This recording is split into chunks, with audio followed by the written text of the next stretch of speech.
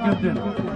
ये मोजिस मेहमानों के सामने से गुजरने वाली हाईलाइटेड क्लब पंजाब की टीम, उसके पीछे गापूर यूनाइटेड, मोहम्मद अयाज, अकबर, इमरान, सजाद, मकबूल और अकबर।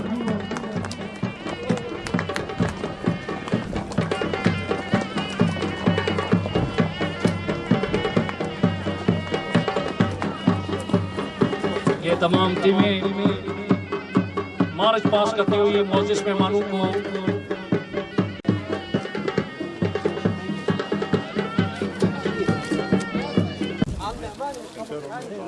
आज के इस इफ्तिताई मैच के मेहमान खुशी बॉल थ्रो करके इस पहले मैच का आगाज करेंगे।